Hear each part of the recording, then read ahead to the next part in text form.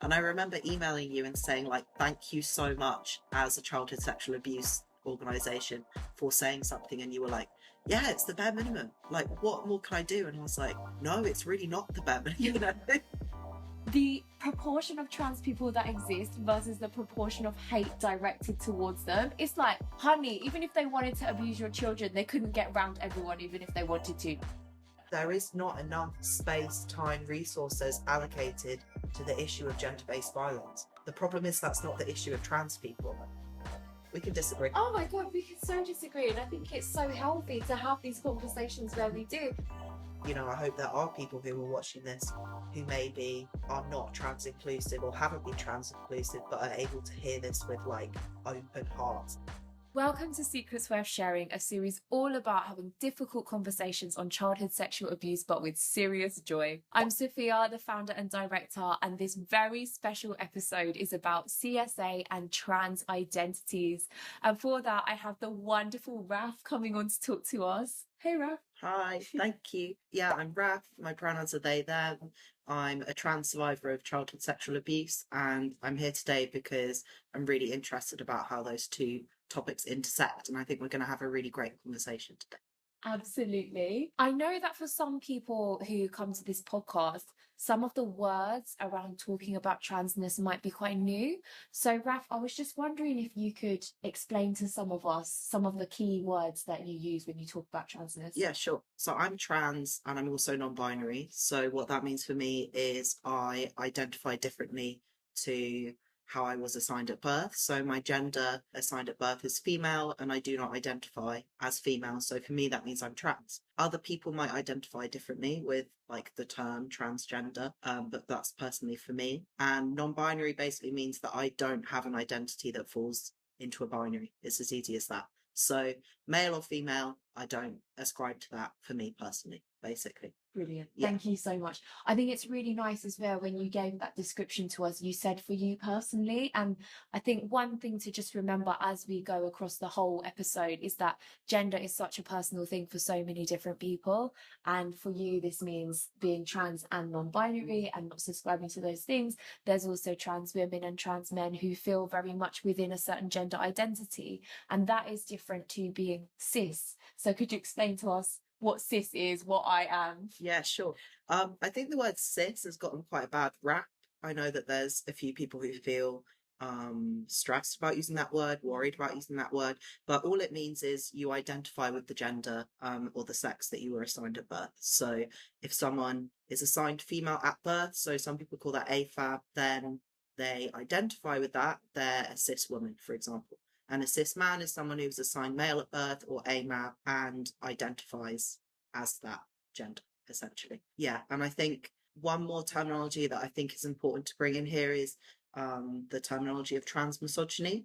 I think we'll probably be tackling that quite a lot in this episode, but it's a specific type of misogyny that affects trans women and people like me. So, you know, an AFAB non-binary person will not experience transmisogyny in the same way or at all in a way that a trans woman does. But as we get into the episode, you'll probably see why that's a really poignant and important topic just to get like borne down so you know what we're talking about.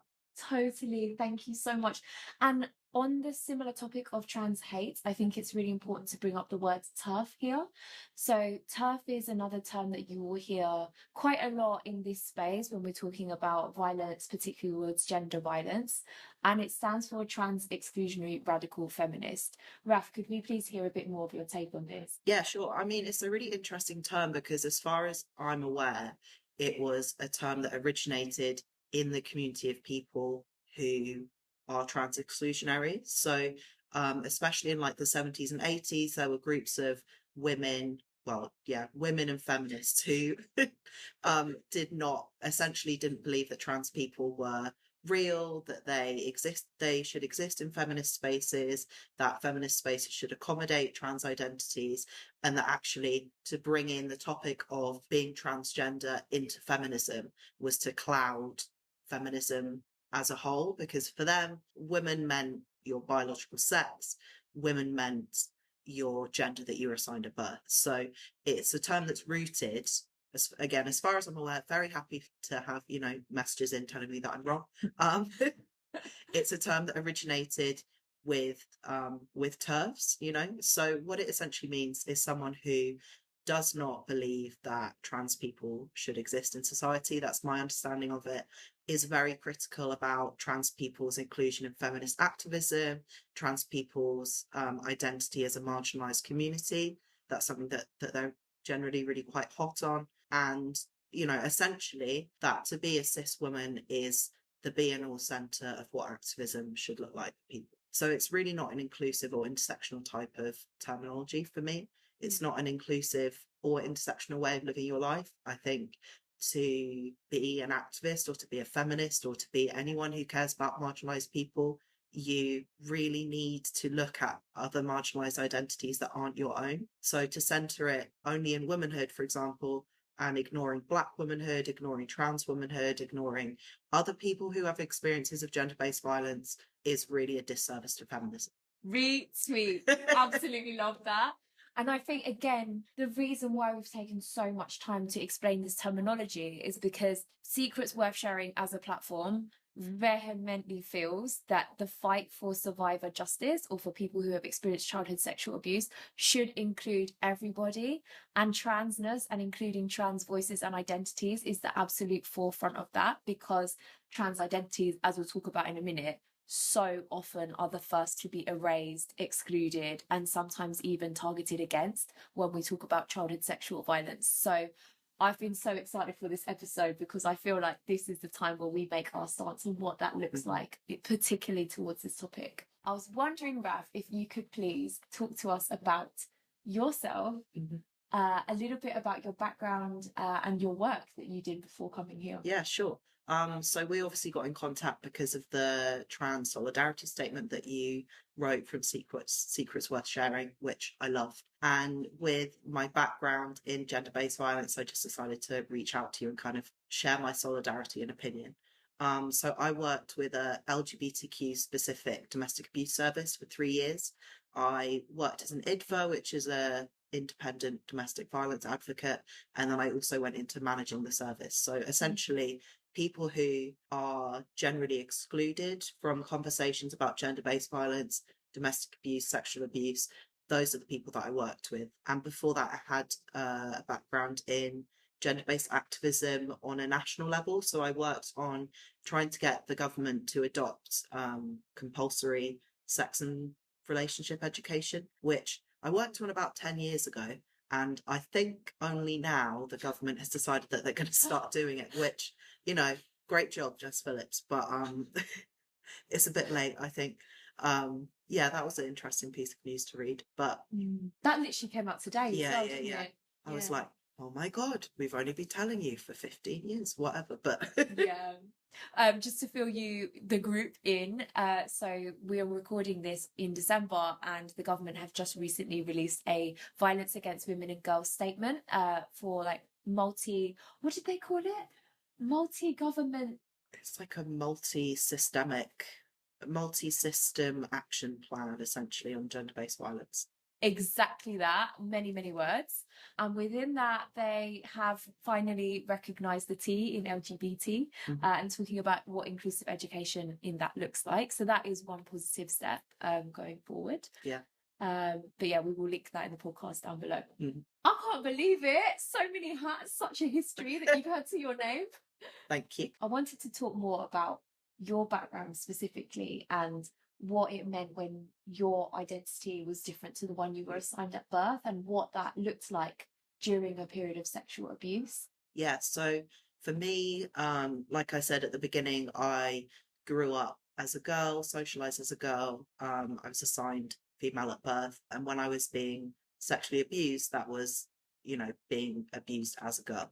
And as I grew up and I was thinking about my body, my gender identity, I felt such like a huge disconnect between what was happening in my body and how I viewed myself. So how I viewed myself as a person, the like identification I had with myself. I know a lot of childhood sexual abuse survivors have a lot of feelings of like disassociation or disconnection with their bodies. So when I was growing up and thinking about myself, I always attributed it to what had happened to me when I was younger, you know. So it took me a really, really long time to even think about what transness looked like. And especially growing up in rural Wiltshire, where we did not talk about trans issues at all. You know, it's something that I really only discovered for myself as I got older. And I spent so, so long being so disconnected from my body, what I felt like, who I was as a person. I went through a lot of periods of self-harm, like mental illness, that I think were attributed to what I'd experienced as a child, but also attributed to the fact that I didn't identify with my body and I had no idea why. You know, I didn't understand what had happened to me as a child. I didn't understand what transness could be. I didn't understand what a life outside of simply identifying with your body could be, which was really, really, really difficult, to be honest. But I think for me, one of the biggest things in my healing has been understanding that my transness and the abuse that I experienced are interconnected but separate. You know, they all parts of those identity form me as I walk through the world, but that doesn't necessarily mean that one is affected by the other or the other way around, you know. I can imagine when you were growing up having these feelings, it must have been so confusing because the world was putting you in one box, being like, oh, you're a girl. And like, I imagine, you know, legally as well, you can't change what your assigned gender would be. Then you're having these thoughts about your body. Then you're trying to process the abuse. You know, any one of those things in themselves could be so isolating, so confusing. And a lot of people who've experienced sexual harm, some of them only ever experience one of those things at one time. You've got all of this going on at once. One of the most powerful things you said to me when we chatted in the past was about transness giving you the ability to have autonomy over your own body. Yeah, I think, I mean, I went through, after I, you know, experienced what I experienced, I went through processing all of that all by myself. I didn't tell anyone. I didn't even particularly understand what had happened to me. I certainly didn't have the language for it. And at the same time, I was learning what to be, you know, what being a girl was, what my gender meant, what to exist in the world as a girl was, essentially. And all of that I was learning from my experiences, learning from what had happened to me. And I think especially for girls growing up, you are, you know, your body is molded, you are molded, your experiences are told to you before you even have any idea of what that even means. You know, you obviously learn behaviors from your parents, or you mirror like people around you to determine your gender and how you express yourself. But it's difficult to then go through that and at the same time think, how can I be my own person? And for me, growing up, I think a lot of this comes in reflections, because when you're younger, it's all a bit all over the place, really. But for me, being able to look back at my childhood, back at my younger self, and understand myself through a trans lens has been incredibly valuable for me, especially because it means that I can reclaim my own body from what was done to it and for how I perceived myself for a long time. You know, I really, really hated myself for a long time because of feelings that I couldn't describe to anyone, I couldn't tell anyone. And now looking back, I can have a lot more empathy with myself because of my transness. And I think if I hadn't had those experiences and my own, you know, I'm incredibly grateful to my identity that I have, because it allows me to rewrite my own body, allows me to rewrite my own history in a way that I want to, and not in a way that someone has done to me. Absolutely. And one of those decisions that you made for yourself was the decision to get top surgery, which you completed this month, right? Yeah. Congratulations. Thank you. Yeah, that felt, I actually wrote a zine about that because it just felt like such a monumental moment. And I'm really grateful to be able to have that. I mean, this time last year, I was in a psychiatric hospital having a really not great time. And the fact that this year I'm able to have top surgery is like wild. Yeah, insane times. But again, that's the thing where my chest, especially, I had a lot of dysphoria around my chest. Dysphoria is when you experience like psychological distress because of your genitals or your body or how your body looks in relation to your gender. I had a lot of dysphoria around my chest, and so a lot of feelings of dissociation from my body because of what had happened to it. especially around my chest and certain areas on my body. I did not feel any kind of identification with it. And that's really difficult. You know, if you went to a doctor and said, I've experienced this, I feel these types of confusing feelings, and also I'm trans, will you please give me surgery?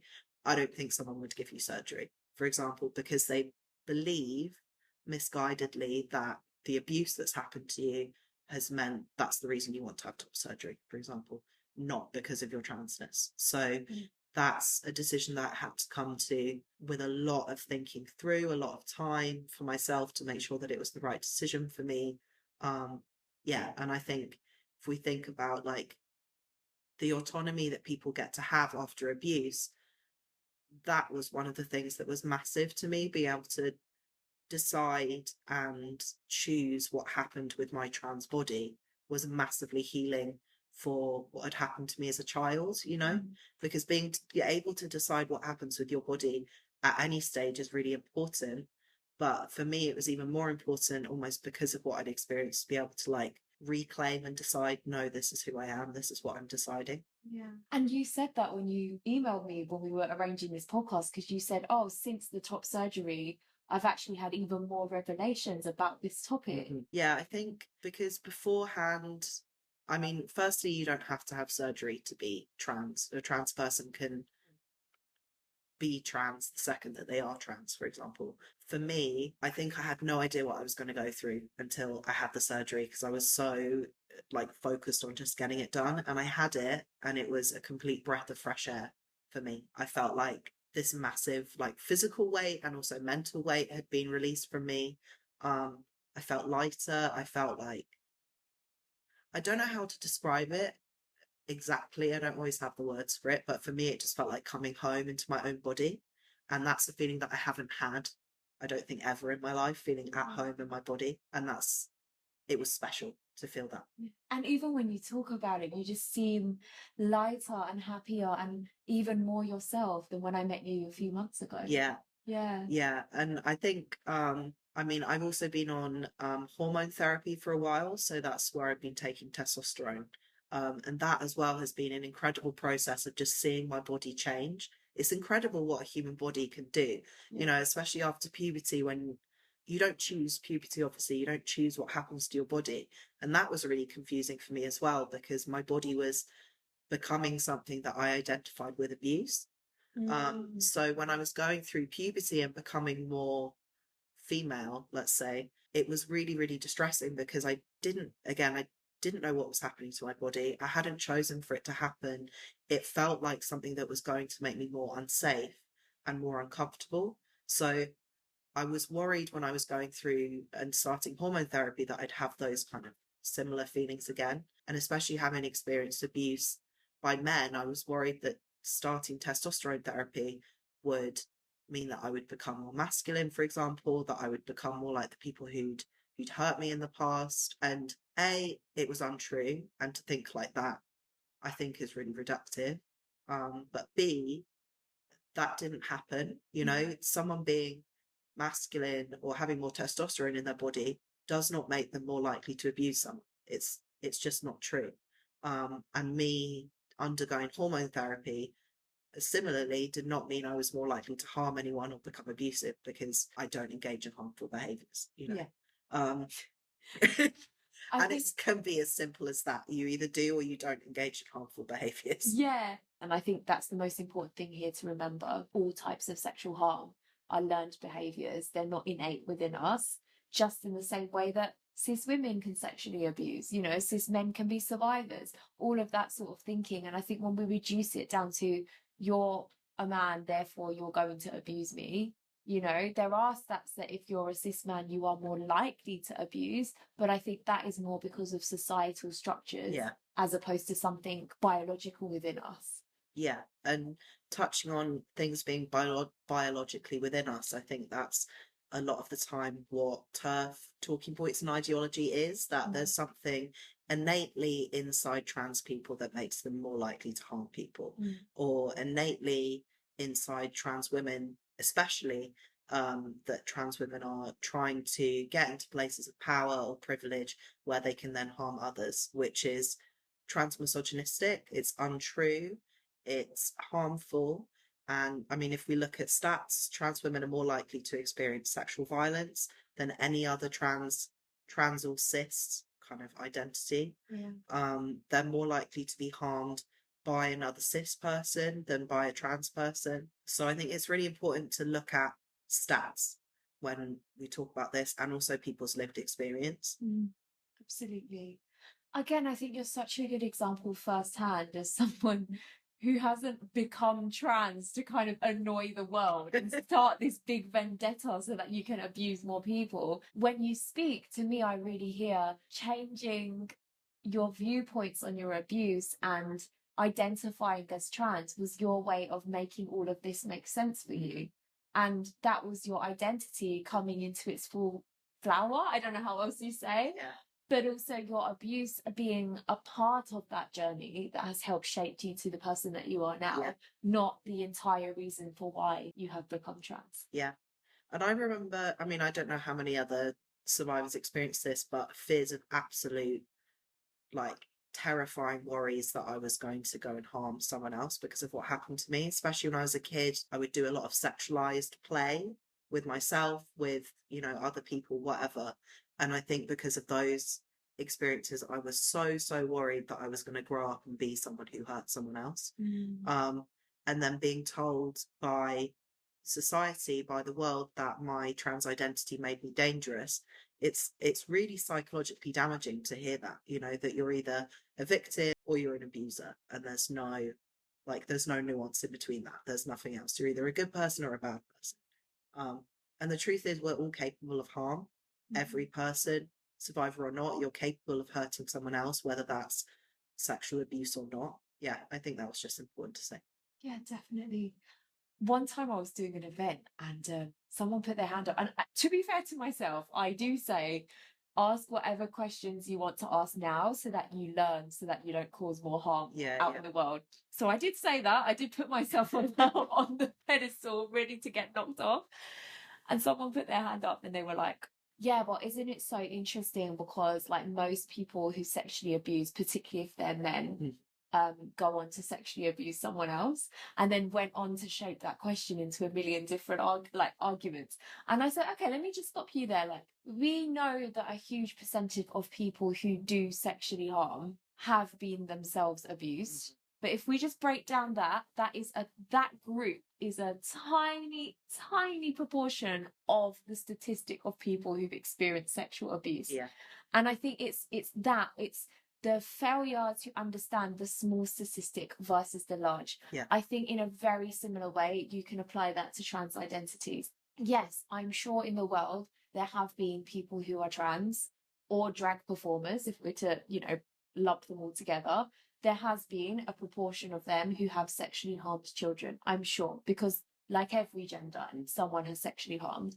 But the proportion of that compared to the number of trans people who have experienced sexual violence in any form, especially when you compare that to the global general population. There was a research by UCLA in 2021 that said if you are trans, you are 4 times more likely to experience any form of violence than somebody who's cis. And that includes sexual, that includes physical, that includes verbal, with people consistently saying, you're not a man, you're not trans, what does that even mean? Those count as forms of abuse. So as you've rightly said, you know, to be much more vulnerable to experience harm on a daily basis and then be told that you're also perpetrating it, that is also a form of abuse. Yeah. And I mean, let's be really honest, it is astoundingly and disgustingly easy to sexually harm a child. Yeah. It's very easy to harm a child if you really want to sexually harm a child. That's why there are so many people who've experienced sexual harm as children, because of how easy it is. You know, someone doesn't have to go through the whole internal process of realizing that they're trans, living in society as a trans person, going through everything that means, just so that they can get to the position of sexually harming a child. If they wanted to do that, it's astoundingly easy, like I just said, you know. It's a logical fallacy to assume that trans people are, or, you know, going back to drag queens in children's libraries, that they're doing that to somehow indoctrinate children or harm them. If you wanted to do that, you could do that, and you wouldn't have to go through the whole process of being trans to do that. I also think you're right. You know, there are stats where trans people are more likely to experience abuse. I found that in my own work when I was doing it, that trans people were disproportionately represented in our service. I think like 2/3 of our service users were trans compared to the entire trans population of Sussex, which is really not that high. And there were perpetrators that were trans, there were perpetrators that were cis. And what we also found was they hadn't only experienced domestic abuse, they'd also experienced other types of abuse throughout their life. So if you experience childhood sexual abuse, for example, you're more likely to experience other types of abuse through your life. And that's my lived experience. It's the lived experience of other people. So, you know, it's not something that just sits with you in childhood. It affects your whole life and the way that you walk through the world. Yeah, 100%. I think we're naturally talking about this anyway, so I wanted to just officially move us to the next topic. You've mentioned a lot about your work before in what is known as the gender-based violence sector. Can you unpack that for us first about what exactly that work looks like, and also how that space can become quite controversial? The reason I bring that up is because, you know, I run a child sexual abuse charity and very pro-trans, have released the statements, done the articles, you know, as what I think is the absolute bare minimum for any organisation on sexual violence. But that is not the overarching opinion of many organisations in the sector. Yeah. So I think it's really, really important now to break down what that nuance actually looks like and how that impacts us doing our work on a day-to-day way. And I remember emailing you and saying, like, thank you so much as a childhood sexual abuse organisation for saying something. And you were like, yeah, it's the bare minimum. Like, what more can I do? And I was like, no, it's really not the bare minimum. You know, to say anything at all is incredible. It's so sad though that that's really where we are. Because to me, man. that is as basic as just defining what the problem is in itself, you know? But yeah, sorry, tell me a bit about you, your background in it, and how you started to notice this sentiment come in. Yeah, sure. So like I said, I work specifically with queer survivors, with LGBT survivors. So what that meant was all of the workers in the project were queer. We worked with other queer people. And what that meant is we were very, very often the only queer people in the room. So gender-based violence is obviously the overarching term for any violence that is gender-based. It's kind of in the name. But I specifically worked on domestic abuse. So that's abuse between two people who are age 16 and above. It can be within your family, it can be an intimate partner, anyone like that. And what we found was when we were in rooms talking about domestic abuse, when we were asking for things like resources, money, there were certain other organisations in the room saying, we need proportional funding. So what that means is there's only 2% of trans people in the city, so therefore 2% of the funding should go to trans people. Oh my God. Which, you know, we've just had a conversation about how vulnerable trans people are to abuse, how they'll experience multiple types of abuse. Trans people have a lot of issues with mental health, with housing, with social care. They're more likely to be disabled. Disabled people are more likely to be abused. You know, we have people with really, really complex needs coming to us. And then to be told that because you're a small statistic as part of the wider population, you should only receive, you know, 2% of the funding, but like a complete slap in the face. Yeah, 100%. I'm going to chime in here with one of my favourite basic analogies about this. Have you heard about the boxes, fence, equity, equality thing? Yeah, so for people who don't know, imagine you've got a really tall person, and not like a middle height person, and like someone like 1 foot tall, and they're all trying to look over a fence. The really tall person can already see over the fence, right? If you gave a cardboard box that was all the same height to every single person, that would be called equality, because equality is giving a fair proportionate amount to each person, right? Equality is giving the same thing to every person. In our analogy, what does that do? The tall person can see, like, they don't need to see even more over the fence, like, thanks for nothing. The medium person can now see over the fence, but the little person cannot see over the fence at all. So equity is taking the resources you have, figuring out who actually needs these resources, how can it be disproportionately weighted towards them to make up for their needs. So in our example, if you had all the same cardboard boxes, you don't give one to the tall person, you give one to the medium person, and to the short person you give 2 boxes, then everyone can see over the fence. And when I hear things like, oh, only 2% of trans people existing, blah, blah, blah, blah, blah, it completely erases, as you've said, the complex needs that it even takes to exist as a trans person in this world. Yeah. I don't think people choose to be trans knowing that they are about to face all of this in the world where there's so much against them. You know what I mean? Yeah. So to be trans is to really hone in on your own gender identity. And I think, you correct me if I'm wrong, it's very much knowing that the risk of a society that is not ready to accept that yet can be great and sometimes life-threatening. Yeah, definitely life-threatening. I mean, I guess another really great example is, I don't know if you know much about the femicide census, which is it's a census that comes out every year, and it's of women who've been killed by men. So it's a census of female murders in the country. And when Brianna Jai was killed, she was not included in the femicide census. I wrote to the person who runs the femicide census. I said, this murder counts within your count. This young girl should be counted, not included. I'm pretty sure that her name is still not on that. Did they give you a reason why? They just never responded. I mean, I know that the person who runs it is famously transphobic. I won't specifically name her, but she knows who she is. But yeah, she runs an organization that's not inclusive. So I think she just simply did not view Brianna as a girl, so she wasn't included. Generally in that census, trans women are not included at all. That's also a problem with data collection. So a lot of the time when people are murdered, their correct gender identity is not recorded. So it's a further insult to injury that not only are trans people being harmed, being murdered, experiencing, horrific violence, but when that happens to us, we're not even counted as the gender that we are. Yeah. I have a lot more examples like that, but I guess the last thing I want to say is that even though we are quite, a really small minority of the population, we experience disproportionate backlash. I remember there was a analysis and review that was supposed to come out with Brighton Council about domestic abuse. So it's supposed to say where the money went, what the priorities were going to be, things like that. And there was maybe 3 sentences in that entire 200-page report or whatever on trans people, and the amount of responses that were about the inclusion, the single line of an inclusion of trans people and specifically trans women in this report was ridiculous. It was clearly like a targeted and organized effort by a group of people to try and get trans people written out of domestic abuse policy.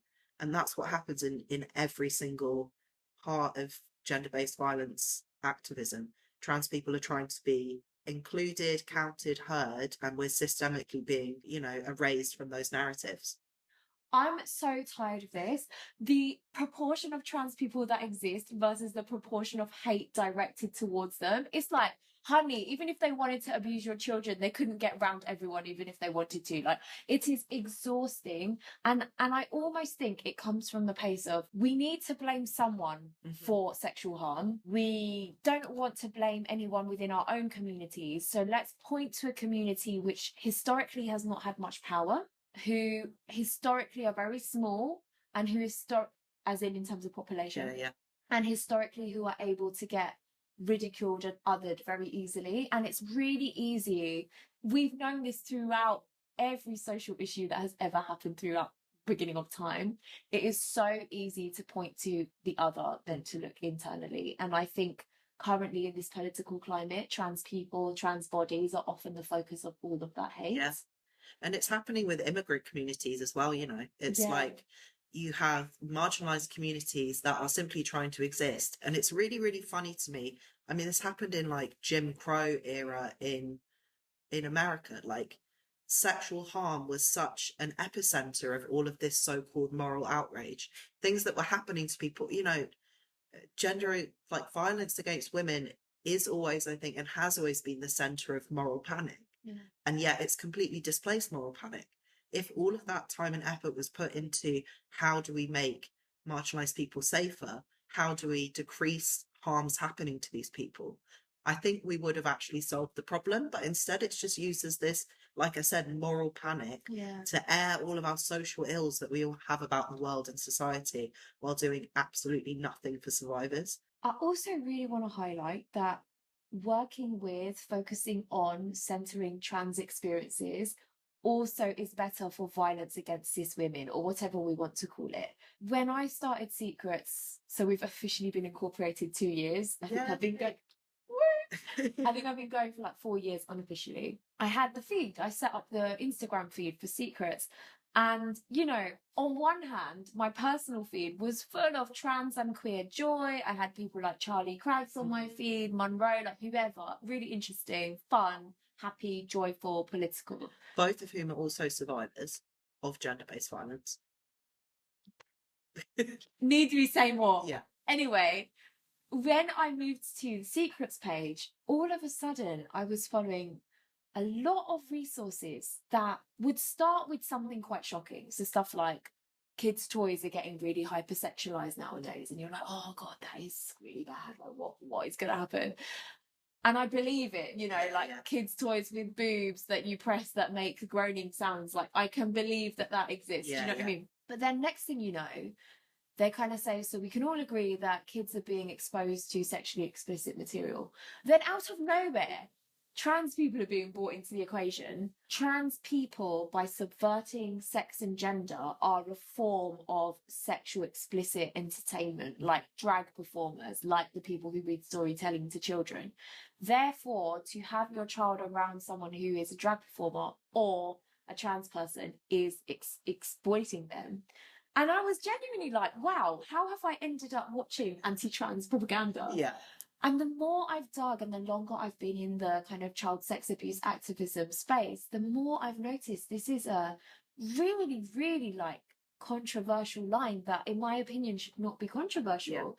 Yeah. You know, we look at the sector, it's called VAWG, VAWG, Violence Against Women and Girls. Fun. A majority of the funding for domestic abuse projects for childhood sexual abuse certainly fit under violence against women and girls. Now, what is so dangerous about that is two things. First of all, the erasure of sexual violence that happens towards men, cis men, as well as trans men and trans and non-binary bodies. But second of all, the funding implications that this has.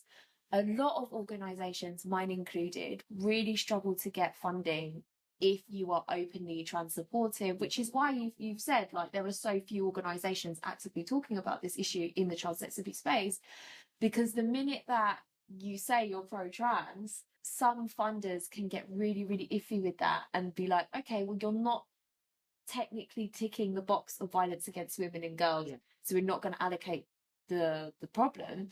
And actually, what I would really encourage us all to think about is, what are the structures that, if we are to think about women or men, what are the structures that have defined what those two groups are? Why aren't we thinking about our other groups? And also, what is the harm that happens to all groups and all genders of people when we try and stuff people into boxes in that way? Because, you know, if we're only focusing on violence against women and girls who've experienced sexual harm, we don't focus on the men who've experienced sexual harm, who also could then have to find coping mechanisms to deal with that themselves, one of which could be sexually abusing children. As we know, like, if you're socialized as male, you are more likely to be someone who perpetrates sexual harm, according to some statistics. So I just don't think it benefits anybody to be so transphobic, because we need at its core to focus on gender if we are to solve the problem of child sexual abuse, in the same way that we need to focus on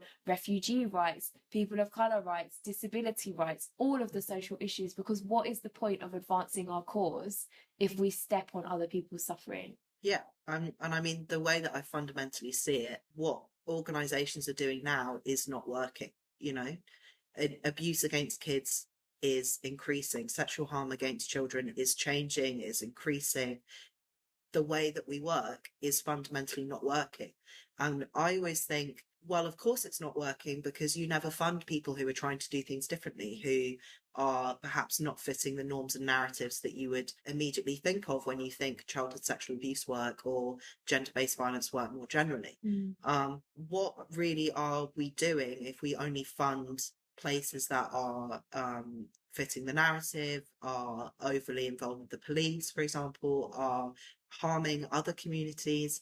What good does that actually do society if we're not sticking our head above the parapet and actually trying different things? Because I don't think what we're doing right now is working. No.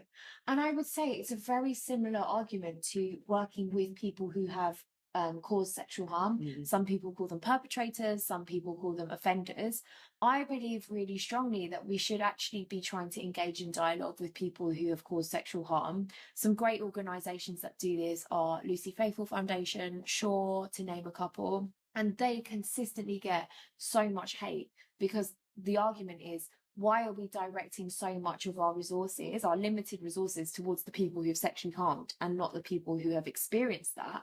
But as you've said, that current model is not working. So even if we are to go along with this route of gender critical people who don't like this kind of all-inclusive gender education on childhood sexual abuse, even if for a second we're to entertain that idea, I think it's really fascinating that we then wouldn't give support to people who you're calling sexual predators, even though we know for statistically trans people that is just not the case. They're not sexual abusers. But even if we were to entertain that idea, it doesn't even work anyway with your current line of activism. So it's very complicated. Yeah.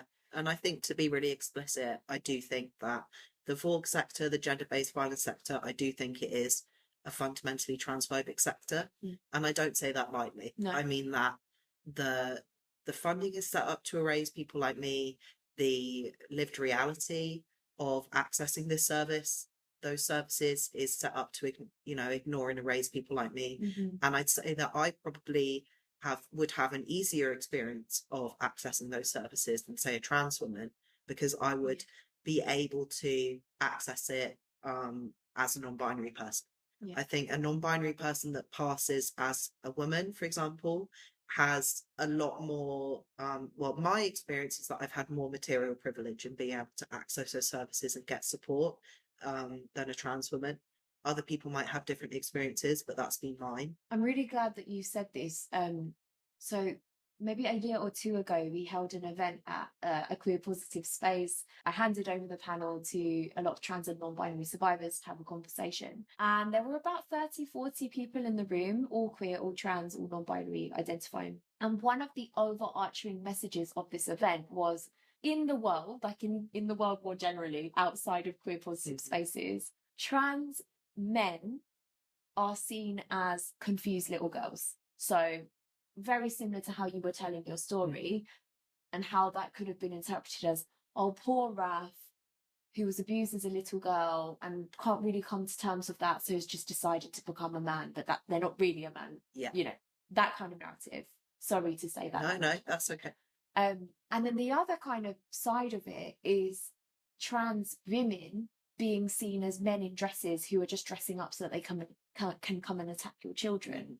So I think it's really, really important that you have raised about trans misogyny, because again, if you are a trans woman in this space and you have experienced sexual harm, you're even more likely to then be seen as somebody who's going to outright go and abuse or cause these harms to other people, as opposed to getting the care you need. Yeah, and what happens is, if people don't get the care that they need, they have poorer outlooks in housing, in mental health, in support more generally. People who don't get support will have generally like a shorter lifespan than people who do. And it's just absolutely abhorrent that at point of access, trans women have a harder time trying to access any kind of support. And that's as an adult, it's as a child. At any point in your journey, if you identify as a trans woman, then you will have a harder time getting help, which is, to say plainly, it's transphobic, it's exclusionary. And then to further be told that the reason that you might not be able to access that space is because you could be harmful is just insult to injury, Absolutely. you're watching this, we had a minor little camera malfunction, which has turned into half an hour of our video time. So if you're watching this and all of a sudden you're like, why do they look so different? Why is there no multiple camera angles? That is why. So ignore it. That is the risk of working in the non-profit sector. You end up being the camera, the crew, and the venue for free, and everything just never works. So here we are, just making the most of our lemons to make fresh lemonade. Delicious. Exactly. So we're just going to carry on as if nothing happened. Yeah, so we were talking a little bit about some of the social aspects around transness and how if you're trans, you're more likely to X, Y, Z. I think another thing to highlight is the link between transness and autism. So at this event that I was telling you about, someone highlighted that they'd recently read a report, which again I'll link to the podcast, about an overwhelming majority of people who are trans are also autistic. And again, that is not to negate the experience of transness or of autism, to say, oh, you think you're trans, but you're actually autistic or whatever.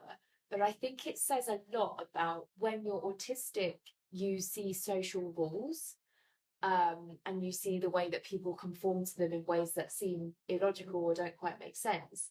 And I think gender is a very similar aspect to that. It's like, oh, people are conforming to these boxes of gender, and what does that actually mean? So did you have any thoughts on that? Yeah, I mean, I've recently been diagnosed as autistic, actually. Congratulations. So for me, I think looking back through my experiences, especially as a teenager, were of kind of, like I said before, not feeling like I fit into my body, not understanding what gender was or meant, or what performing gender was. I remember as a kid, like when my friends would write stories, I'd always ask to be a male character in these stories that we'd written. And then when I was a bit older and going online and stuff, I would meet all of these random men online who were kind of, engaging in like sexual exploitation. And because I felt like I was learning and they were telling me what to do, I was like, okay, I have to listen to what I'm being told to do. Like, I'm going to listen to these rules. They'll make sense to me. They do make sense. This is all fine. And actually, as an adult, I look back and think, that was not fine. Like, none of this was fine. But as a kid, and especially as an autistic kid, you really want to make sure that you're doing the right thing, that you're fitting in with what you're supposed to be doing, with the rules. And I think it makes you more vulnerable to that kind of exploitation, especially when you are already confused about what it means to be a woman, what it means to be a young girl, what you're supposed to be doing. For me, I was like, okay, well, this is what being a woman means. This is what being a girl means to me, which was really confusing. But I think now, as an adult, and I think about the experiences I've had as an autistic person, I really value my autism because it has given me a different outlook on the world. I don't see it as a bad thing for me. I see it as like a fresh set of eyes that I'm able to have. Like, my favorite thing is problem solving, is working out where things don't fit and where they should fit. And I think that really lends itself to this kind of scenario, where I can like get down to grips with all the problems in the gender-based violence sector and like work it out in my head for 6 hours. Love that. That's my fun Saturday. Good luck. Good luck, my honey. Yeah. I'm so glad you brought all of this full circle, right? Because I wanted to talk back about what you were saying about transphobia within the child sexual abuse space. Now, there might be people listening to this podcast who aren't trans, who are thinking, oh yeah, that's so sad about transphobia in the sexual abuse sector, but how does that really affect me? Like, I don't really care. Do you know what I mean? I wanted to make the case today that transphobia within childhood sexual abuse spaces affects absolutely everyone. And I wanted to do it by breaking down how that works. So let's go all the way back to how these things are typically funded and enforced by policies, right? So we have the UN Sustainable Development Goals, one of which is about all children should have autonomy of their own body. That affects childhood sexual abuse laws. Brilliant. The way that funding typically gets divvied up is under violence against women and girls. As we've discussed, the UK government does it, many national governments do it. So if those national governments are defining what abuse is, and that definition of abuse is violence against women and girls, that is going to be reflected in what gets funded. Now, there are 4 massive international funders that fund so many projects internationally about this issue. One of which is my funder, the Oak Foundation. Creds to you. They also fund the NSPCC. They fund childhood sexual abuse in sports spaces. So many fantastic initiatives, as well as 20 and some of the other groups in our podcast before. They are one of 4 global funders that invest in this issue solely. They're only one of 2 that fund trans inclusive projects. The other 2 don't. So if you're an organization like ours, like Everyone's Invited, like other organizations that focus with trans and non-binary people, your funding pot has already halved, and that's before you've even got to the work. So the statistics are much smaller of you being able to succeed because you're able to access less money. Why is that important for the causes that we talk about? Because if you work with trans people, trans survivors, and non-binary people who've experienced sexual harm, you're more likely to also be working with other marginalized groups, thinking people of color, forced migrants and refugees, disabled people, queer people, etc., and so on. And so when the funding is limited, those voices don't get platformed. So what then happens, the voices that solely focus on violence against women and girls and a very transphobic view of what that is, become the overarching main narrative of what violence against children looks like. And for a lot of people, that will involve only rape with a young girl, a young cis girl, and an older cis man. And that becomes everyone's definition of abuse. That trickles down to people, regardless of their gender identity, if they haven't experienced rape, but they've had photos taken of them nude, or they've experienced other forms of touch or verbal forms of abuse, they're less likely to define themselves as someone who've experienced sexual harm, are less likely to access support services, are less likely to heal. If you are somebody who's experiencing sexual violence and you're trans, you are more likely to experience your service being closed. And it's happened in so many charities where charities will say, oh, we know that we have a trans support service, but we also have a queer support service. So let's just lump them into that and close that service because we don't have enough money. What does that do? We hear stories, unfortunately, not all queer communities are safe communities for trans people. And I'm not the one to speak on this, but, we hear stories all the time of, lesbian, gay people who don't prescribe to gender non-conforming people, and then that can affect trans people coming into safe spaces. And then you might not want to come to a safe space like that because you don't feel like your identity is being seen, and you might worry that you're being seen as an abuser or triggering other people. It's this horrible cycle. Organizations that work with marginalized groups, when they're so small and so under-resourced, they're more likely to be fighting against each other, willingly or not, for money. So that can cause a lot of toxicity where, oh, but I'm a trans organization and you're a trans organization, but how comes you've got this money and I haven't? And there's less ability to see how we can work forward together because to think is a luxury. And when you're scrabbling for resources, a lot of these organizations are survivor-led themselves because the survivors don't see themselves in mainstream media. It perpetrates this endless cycle that never ends. So if you're listening to this episode, and I mean, slay to you, because if you're listening to this episode, it's probably because you are not transphobic or you're interested at least in the issue. I hope this gives you a bit of a rundown as to how this affects absolutely everyone who's experienced sexual harm. And I think, especially if you're from a marginalised community, the constant need to justify why you should exist in a certain space takes away so much time from actually doing the work that can create change. When in my old job, we spent probably a good 30% of our time educating other providers on why they should be providing the kind of service that we did, which is really important work. But that meant that was 30% of the time where we weren't able to support people in the way that we wanted. There's so many instances where if you don't get funded, there's not research on the work that you do. And if you don't have research on the work that you do, you're less likely to get funded. So it's this kind of self-perpetuating cycle where you're constantly scrabbling around for smaller and smaller pots of money. And like you said, instead of working together, you're kind of forced to be pit against each other because there's nothing there. And I think that is often, unfortunately, the perspective that more established generally trans exclusionary groups take, because from their perspective, trans people are coming in, they're taking the money, they're taking the resources, they're taking the time that they need to talk about their issues, which to a certain extent I agree with. There is not enough space, time, resources allocated to the issue of gender-based violence. The problem is that's not the issue of trans people. That's not the issue of marginalized people. That's the issue of the society that we live in. You know, it's such a massive issue where actually gender-based violence is not a central issue in many conversations that we should be having. But like I said, that's not the fault of trans people or trans inclusive services, you know?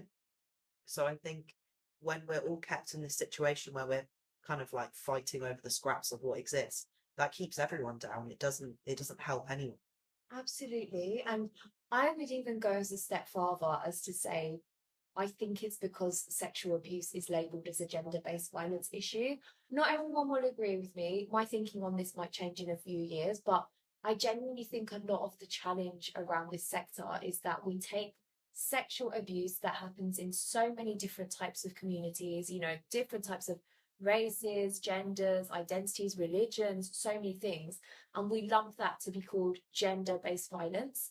And so it almost opens the door for a lot of gender critical theorists and people who are critical of trans bodies to claim this type of violence as one of their own and usurp the idea of what triggering means.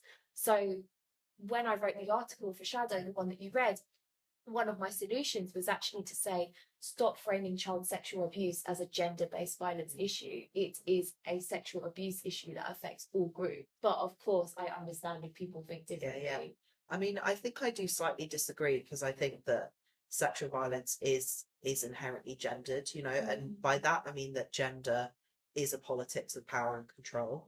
I think that gender is not necessarily like a dirty word or the incorrect word to be using. I think the problem is that it's applied wrong by people who do not have the interests of survivors at heart, you know. So if you say that something's gender-based violence, what do the vast majority of people mean? They mean violence against women and girls. So what I think the work that you and I do is much more about opening up what gender-based violence means and not necessarily removing gender from the conversation entirely, because I still think it's a really important thing to hold. But, you know, we can disagree. Oh my God, we can so disagree. And I think it's so healthy to have these conversations where we do. And actually, I see a lot of what you're saying in that, because I think, I guess the reason I think the way I do is because I think that the conversation on gender is as much as important to this issue as the discussion on race, as the discussion on disability. So for me, it's just, how do I call this what it is?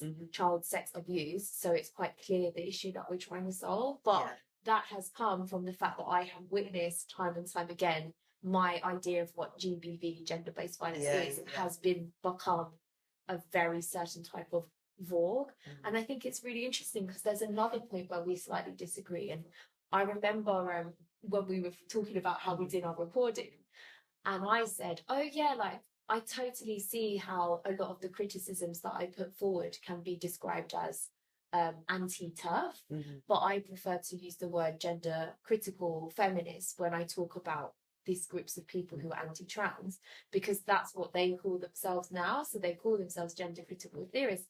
And my thinking is, if you meet people with the language that they use to describe themselves, they're more likely to listen to your cause and your point of view. But then you came back with a really, really important point. I don't know if you remember what you said. I think I do. I think I basically said that to use their language is to almost give credence to a theory that is not coherent, that doesn't really exist, that kind of is really linked to the far right, is linked to like nationalism and to like racist sentiment.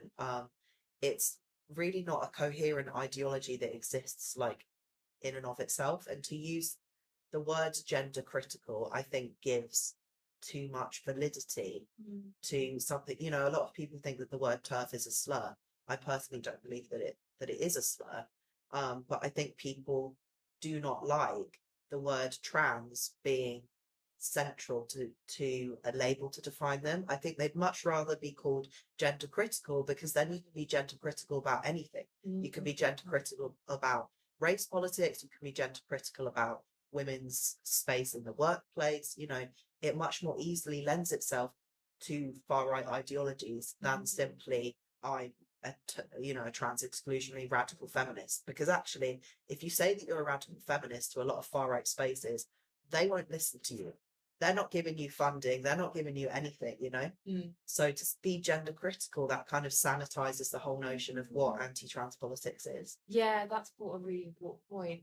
I guess maybe going forward, I would say gender critical, which is what I put in the article. But I think you're right. And another thing you said that really stuck with me was, regardless of whether I call them the name that they want me to call them or not, they're still actively harming me. So why should I avoid that phrase? So, and I think, meeting someone where they're at when they fundamentally don't think that you should exist is quite a sticky thing to do. And often, I go back and forth between, should trans people have meaningful and open dialogue? Should we do what people say we should do, which is have conversations with grace and with understanding and empathy? And I think this space is doing that. I hope there are people who are watching this who maybe are not trans inclusive or haven't been trans inclusive, but are able to hear this with like open hearts and understanding. But I think the vast majority of the time when you talk to people like that, they don't come into it with an open heart, with a thought to be changed, because you can't argue against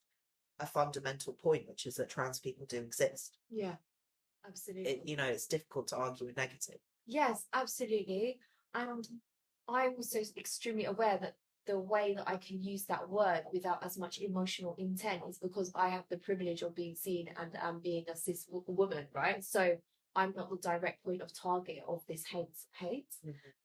I remember once there was a protest. It was actually diabolical. I had a trans person coming to meet me for a meeting, and outside the building was an anti-trans protest happening. Luckily, they had left by the time the person arrived, but obviously I told them use different entrance and whatnot. But I went up to them. I was like, "Can I just understand what it is you're trying to protest against?" And they were saying the rape crisis centres are now becoming trans inclusive, and that's victimizing us. And I said, "Wait, so is it that you don't believe that trans people exist?" And they were like, "Oh no, we know they exist. We just think they're crazy and that they're taking up all of our spaces." Yeah. So, and I think, the recent, well, not so recent now, but the ECHR decision on whether trans people should be allowed to use the bathroom that they want to use. The argument from the head of the ECHR was, well, trans people should just use different facilities if they exist.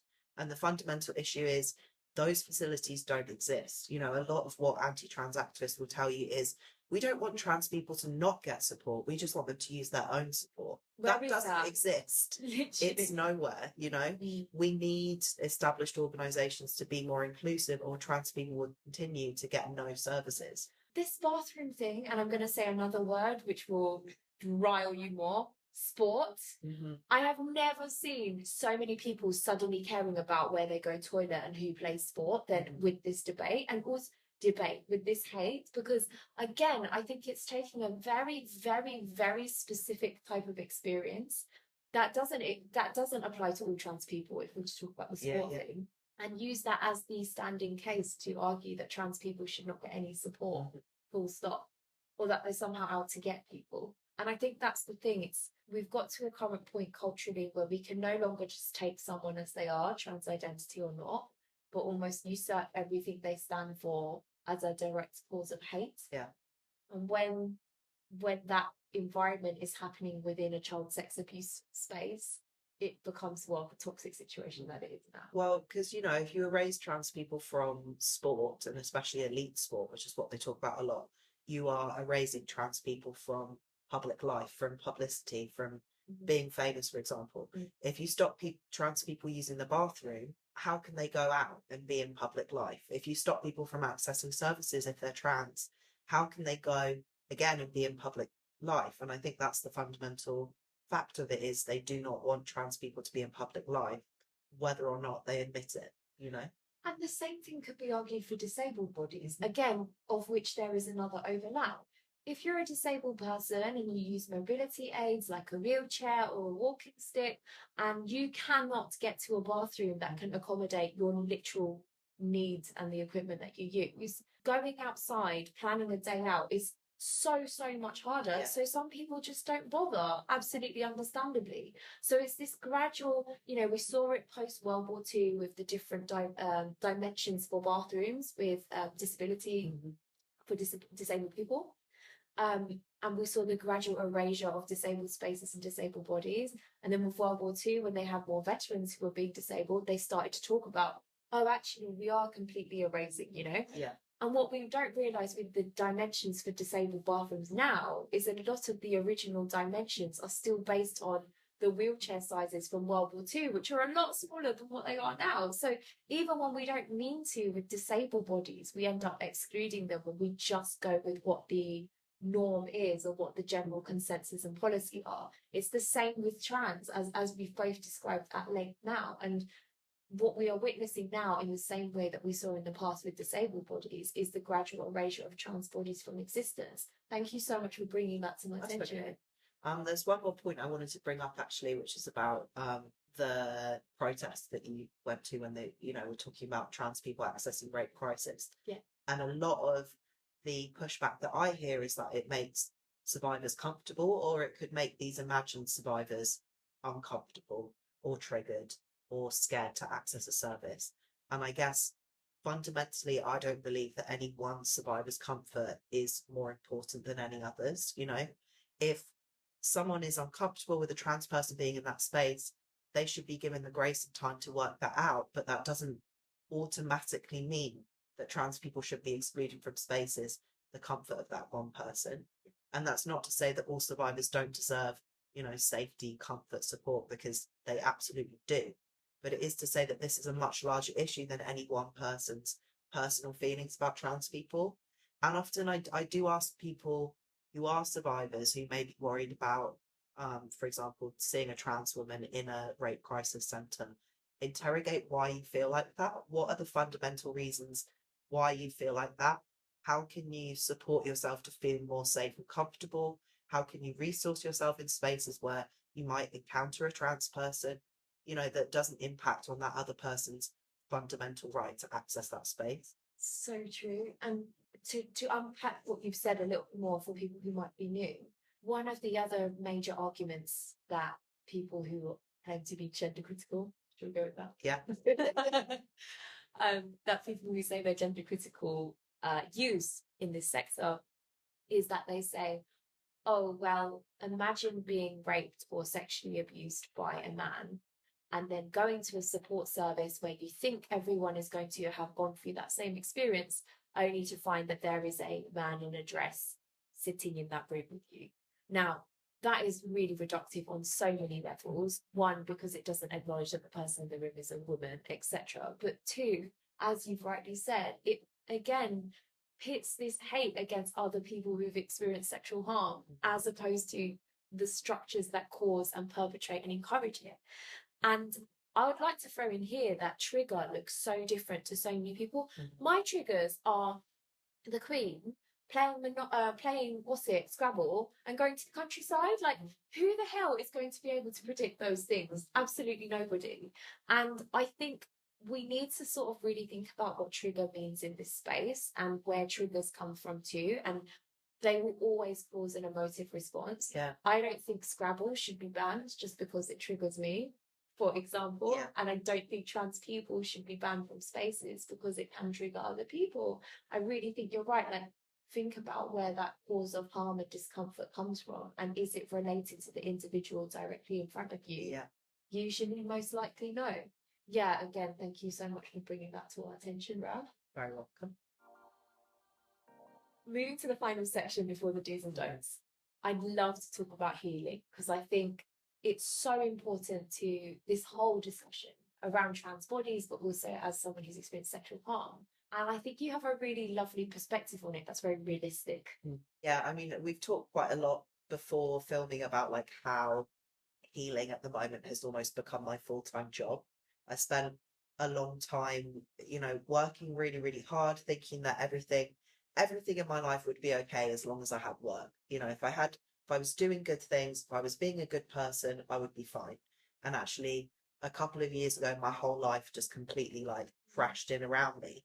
And I realized that that's not the way that I could live my life anymore. So I've spent a long, long time investing in what the world I think actually needs from me, which is for me to be healed and well and able to engage in things like this. And I would not have been able to do that without interrogating what happened to me as a child, my triggers, things that I really did not want to explore from my past, being a trans person and all of that stuff happening as well. Um, and I think that healing is really difficult, but I don't think I'd be able to sit here having this conversation with you if I hadn't invested in that, you know? Yeah, absolutely. And one thing you said that really, really struck with me is I don't want to glamorize healing as something that we can all just straight away do. Yeah. And I think it's so important that you had to take a year of going full time, stopping work, understanding what this looks like to really understand yourself and heal from what that has happened. And I think healing is always a consistent journey. There's always going to be new things that come up with it. Well, especially if you think about childhood sexual abuse, you know, it's I think a lot of people think, oh, but it's something that's happened to you so long ago, or it was an isolated experience that happened for this period of time. Why is it still such an issue for you now? And I think to that I say, yes, it did happen a long time ago, but also it has affected every single part of how I live my life, how I view the world, how I view myself, how I relate with other people. It has so many knock-on effects to every single part of your life. And actually to heal from that, if you think about it in its entirety, that's me the entirety of my life trying to unlearn things that I learned because of the harm that I experienced, you know? So actually this time that I'm taking now compared to the nearly 30 years I've been alive, it's really not that long, you know? So I think any time that people take to try and look after themselves is really important. Rest is radical, as they say. And I think in your case, existing is radical as well. And, you know, there was something that Prince, who was in the article that you read, said, and they said, you know, people might not want me to be here. I know people actively want me dead, like in the world, as a concept of a person. I'm not going to spend my energy on that. I can just exist. Yeah. And whether or not you agree with the fact that I'm trans or even believe that I'm trans or that any trans person is trans, we do still exist, you know, whether or not you believe that trans childhood sexual abuse survivors exist, we do exist and are probably more than you think. You know, we're probably in the room with you. So something that I've Oh, rude. something that I've really learned through this period is that I can't control what's happened to me in my past. You know, I can't control all of the bad things that have happened. But for me, every day that I spend living my life is that I control what I do with that day. So what that looks for me now is doing art, going to ecotherapy groups, having therapy, you know, making all the food I want to make. And that feels really beautiful to be able to spend it with the people that I care about. People you care about and communities that can confirm and affirm who you are. That is really beautiful. And thank you for spending some of that treasured time with us today. You're very, very good. So in this glorious section, we're going to do the do's and don'ts. So we're going to talk through what you should and shouldn't say when you're talking about childhood sexual abuse to trans people or around trans people. Do you have any concrete, hard and fast don'ts for talking about child sex abuse to trans people? Don't assume that someone is trans because they were abused or that they were abused because they're trans. Do you mean the reason that they are trans is because they were abused? Yeah. Yeah. Or that somehow being abused makes you more likely to be trans, because correlation is not causation. But what I mean by don't assume that someone is trans because they were abused is to make sure that that person has autonomy about their experiences, going back to people having their experiences put into boxes. I think we as humans have a really natural tendency to try and make things make sense, but often stories of childhood sexual abuse look really messy. People's experiences of that one of being trans are really messy. Don't try and look for this perfect reasoning for why things have happened, why you may or may not feel a certain way. It's okay to live in that mess and to also not have answers for someone else's experience. I think that if someone is sharing the gift with you that they are an abuse survivor and that they're trans, it's not for you to try and interrogate why that's happened, why that person feels like that. It's for you to hold that space for that person. Retweet, love it hard. That was actually one of mine. So I'm gonna expand. Do not ask for details about the person's abuse in order to justify your understanding of their gender. So by that I mean where I have had people tell me that that has been their experience, or others where they're said, oh, you know, but are you sure that you actually feel this way? Because if we unpick what you experienced, you know, all of that happened to you when you had a willy, but you don't have a willy anymore, so you're kind of healed. You know, these are real things that survivors hear. And again, when you interrogate that way, you reduce someone to their body parts first and foremost, and you reduce their experience to what they can prove to you. We have always, as an organization, as a group, said you do not have to share details of what happened to you in order for us to believe that you experienced sexual harm. Finding yourself as someone who experienced sexual harm is a part of having agency and autonomy of your own body, right? And having agency on your own autonomy of your own body is something that trans people certainly understand very well. So don't interrogate in that way. I think one last don't that I would say is please, please, please do not uncritically consume media, especially if it's things like the BBC, the Times, the Telegraph.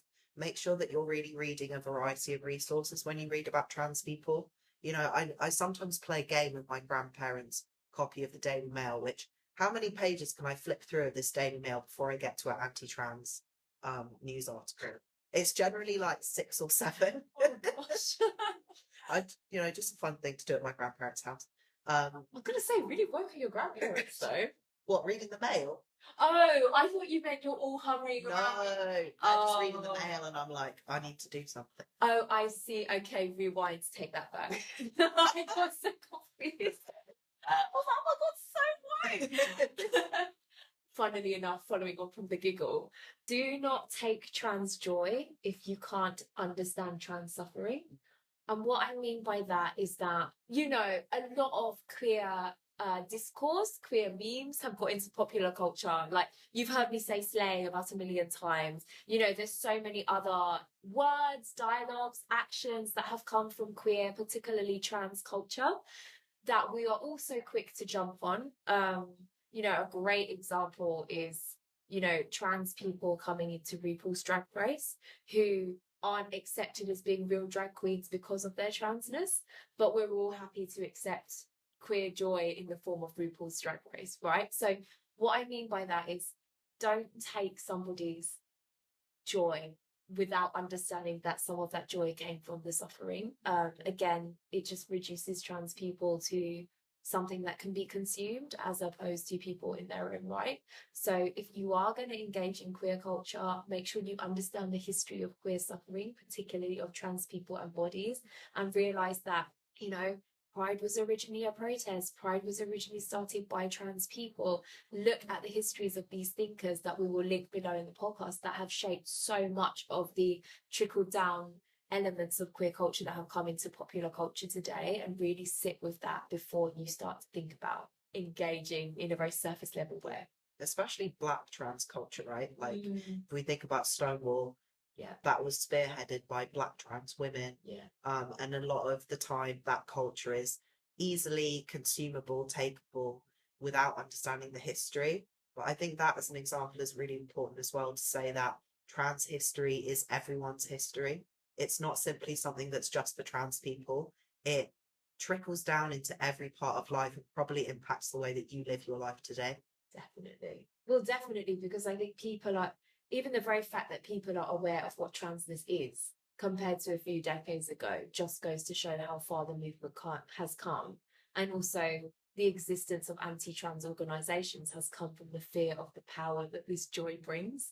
So just like one of the first things we said, be critical, but be sensitive as well. Yeah, that's all my don'ts, to be honest. Honestly, same. But I feel like that gives people enough homework. I think so, yeah.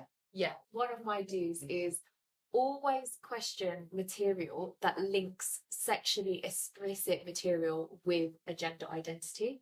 So what I mean by that is, if there's child toys that are being used that look really explicit in sort of gender-based violence campaigns, if you see drag performers being talked about in gender-based violence campaigns, really stop and think, is this being used because it's sexually explicit? And what does this have to do with the concept of childhood sexual abuse?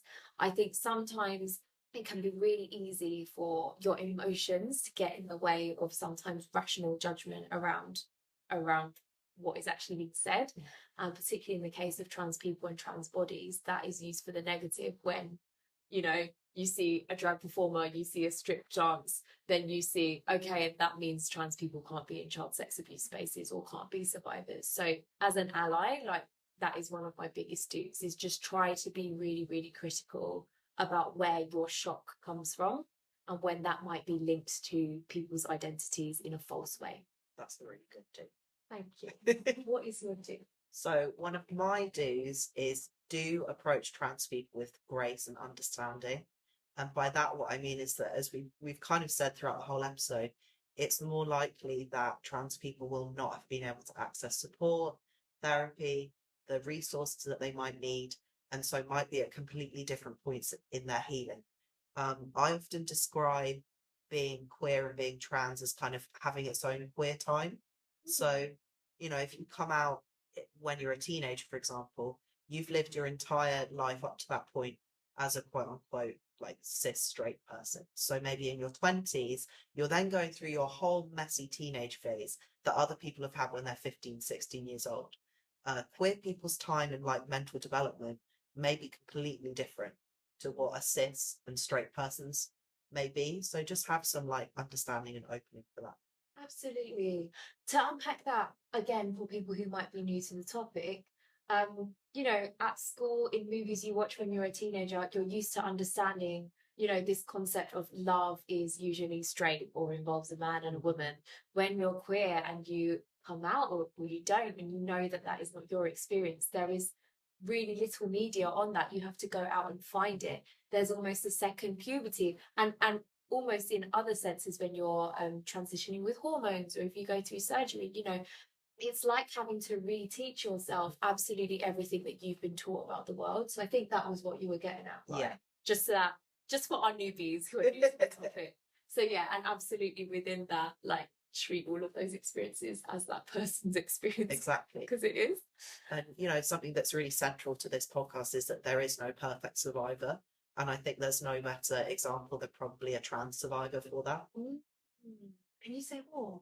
The reason that I think that is because we've really challenged the narrative of mainstream gender-based violence services, what it means to be a survivor, kind of what I've said about the tensions between your body, abuse, and being trans, how that can kind of almost create like a cognitive dissonance.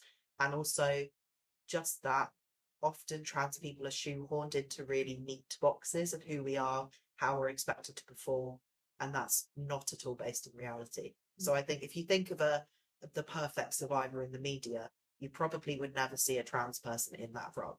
You know, if you had a BBC stock image of what you would have on a news article about childhood sexual abuse, a trans person would absolutely not be in that BBC stock image. Yeah. And just to kind of further that, so we talked about the launch of that report that came up today. It's being furthered by the work of some really incredible people, actually, but every single one of them is not only a cis person, but is also a woman. Yeah. So again, like, really think about who is being the champion of sexual violence. Love what you just said. Another do that I have, again, specifically if you're an ally, do write to sexual abuse services and ask them where the support is for queer, trans, and non-binary people. I think every comment, every question can be used as a form of data, particularly in the child sex abuse space. And so if a charity can say, we've had X number of people writing to us demanding where trans-specific services, they know that it's something people care about. And it's one of the most basic things you can do, especially at a time where a lot of organisations are very scared and reluctant to talk about transness. This is one way where you can say, actually, I don't think this needs to be something we're concerned about. This is something we need to be actively supportive.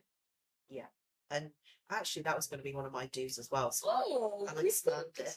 So other resources that you can try and have that impact in is if your council has things like have your say surveys. So often, if there'll be like a big gender-based violence policy, they'll put out a have your say. Make sure that you fill those out because there are coordinated anti-trans organizations that will flock to things like that and have their transphobic views. So do really, really make sure that your say as a trans ally is counted because it is important. Absolutely. Really love that. Do you remember every experience of being trans is different? You said it way back at the very beginning of recording, you know, you're trans and you're non-binary, you use they, them pronouns. That could be really different to someone who defines as a trans woman who might see themselves as a woman first and foremost, she, her pronouns, and that is that. Just in the same way that not all people who experience childhood sexual abuse should be lumped into the same box, not all trans people should be lumped into the same box. What someone has gifted you in telling you that they're trans or sharing their pronouns with you is a way of getting to know them better. Yeah. And that is how that should be received. Do remember that we as survivors have more that bring us together than brings us apart. So I think what we've really talked about here is about having to have solidarity between marginalised people. But, you know, we have focused on trans identity in this episode, but that doesn't mean that everything that we said can't be applied to every other type of survivor. I think that's really important to say. Love that, love that. That's almost the perfect place to end it. As always, we will link anything Ref and I have mentioned down in the comments, and we just hope that you come with this with open-mindedness in the spirit of serious joy that we always encourage, and hope that we've kind of together opened some new perspectives for you that you might not have thought about before on this topic. Yeah. Thank you. Thank you. Bye.